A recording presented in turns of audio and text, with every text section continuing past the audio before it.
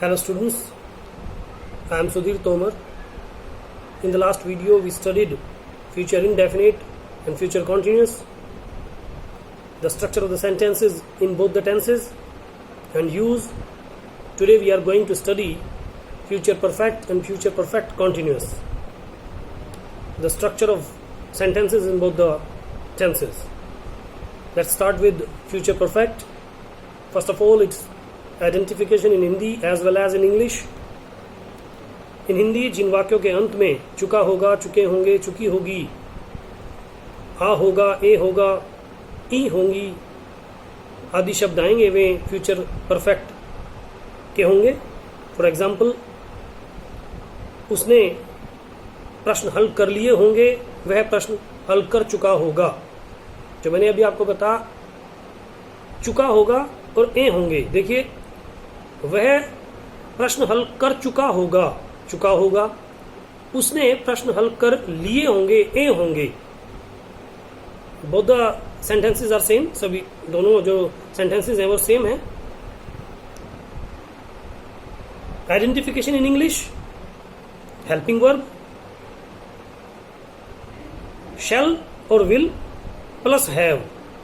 क्योंकि perfect tense है, इसे थर्ड फॉर्म चाहिएगी परफेक्ट में, और शैल और विल जो है वो थर्ड फॉर्म नहीं लेते, इसलिए हम शैल और विल के साथ हैव का प्रयोग करेंगे. क्योंकि ये फर्स्ट फॉर्म है और हैव अपने बाद थर्ड फॉर्म लेगा, तो शैल और will plus have plus verb की थर्ड फॉर्म. जैसे, मैं सोमवार तक अपना सिलेबस कंप्लीट कर चुका हूंगा. Let's see the structure.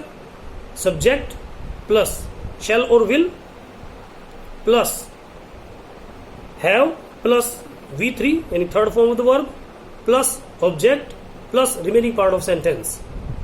जैसे, I shall have completed my syllabus by Monday. I subject, shall और विल में से शैल का प्रयोग, have third form completed, my syllabus, object plus by Monday, remaining part of sentence. To make it negative, we use not after helping verb, means shall or will. हमें याद रखना है कि फ्यूचर टेंस में, चारों ही tenses में, हम जब सिंपल से नेगेटिव बनाएंगे तो हमें नोट का प्रयोग shall और will के बाद ही करना है. ये हमें याद रखना है. जैसे हमने कंटिन्यूस में भी किया था, will not be, ऐसे ही हमें यहाँ will plus not plus have, will और shall plus not plus have लगाएंगे हम. इसलिए I shall not have completed my syllabus by Monday. To make it interrogative, we use shall और विल बिफोर द सब्जेक्ट. जैसे, shall I have completed my syllabus by Monday plus sign of interrogation, question mark add करेंगे last में. Then interrogative negative. Interrogative negative बनाने के लिए हम क्या करेंगे, सब्जेक्ट के बाद नोट लगाएंगे. जैसे, shall I not have completed my syllabus by Monday plus sign of interrogation. अब इंटेरोगेटिव सेंटेंस जो WH फैमिली से शुरू होता है, मीन्स इन हिंदी, मैं मंडे तक अपना सिलेबस कैसे कंप्लीट कर चुका हूंगा. कैसे, how shall I have completed my syllabus by Monday plus sign of interrogation. These are the structure of 5 sentences: simple, negative, interrogative, interrogative negative, negative, and interrogative sentences that begin with WH family word. Now we come to the use of this tense. First use, to describe an action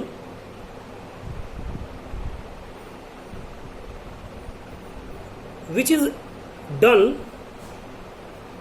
in the future. For example,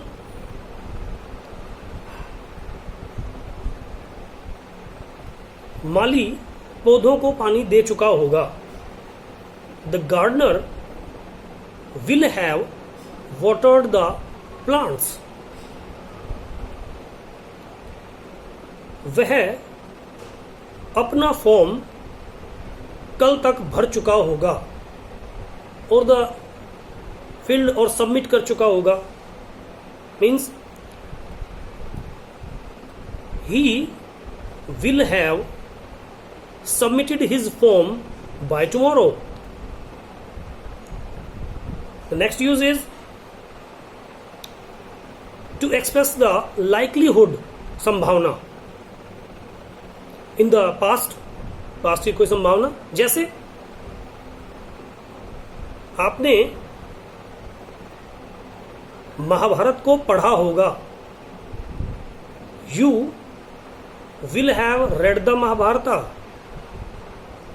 आपने स्वतंत्रता सेनानियों के बारे में सुना होगा, you will have heard about the freedom fighters. And the third use is when two actions or events are done or happened, we use future perfect for the earlier work, and for the later work we use present indefinite. For example, पौधे वर्षा आने से पहले सूख चुके होंगे। Means दो कार्य हुए, पौधों का सूखना और बारिश का आना। पहले पौधे सूखे तो the plants will have dried before it rains. For example, जैसे वे मैच खेल चुके होंगे। कैसे? वे सूर्यास्त से पहले मैच खेल चुके होंगे। They will have played the match before the sunsets. अब जो पहले कार्य हुआ मीन्स खेल का खेलना, यानी मैच का खेलना, वो हमने फ्यूचर परफेक्ट में बना दिया। सूर्यास्त होना वो हमने फ्यूचर में नहीं, प्रेजेंट इंडेफिनिट में बनाया। These are the use of future perfect. Let's take future perfect continuous. First of all, the identification in Hindi as well as in English. Identification in Hindi, जिन वाक्यों के अंत में से रहा होगा, से रहे होंगे, से रही होंगी आदि शब्द आएंगे, वो फ्यूचर परफेक्ट कॉन्टिन्यूस के होंगे। जैसे वह 2 घंटे से क्रिकेट खेल रहा होगा, वे सुबह से पढ़ रहे होंगे, वे 2 सप्ताह से यात्रा कर रहे होंगे, सुबह से बारिश हो रही होगी। स्ट्रक्चर देखिए, सब्जेक्ट प्लस शैल और will plus have plus being plus verb की first form ING plus object plus since और फॉर प्लस टाइम। इसमें सिंस और फॉर का प्रयोग होगा, जैसे कि हमने प्रेजेंट और पास्ट के परफेक्ट कॉन्टिन्यूस में भी पढ़ा है। सिंस और फॉर का यूज सेम उसी तरह होगा जैसे हमने पहले पढ़ा है।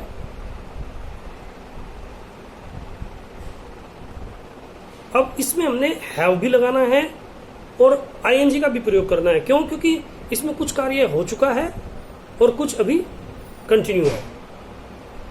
जैसे सुबह से बारिश हो रही है, यानी मीन्स 2 या 3 घंटे बारिश हो चुकी है और अब भी हो रही है। जैसे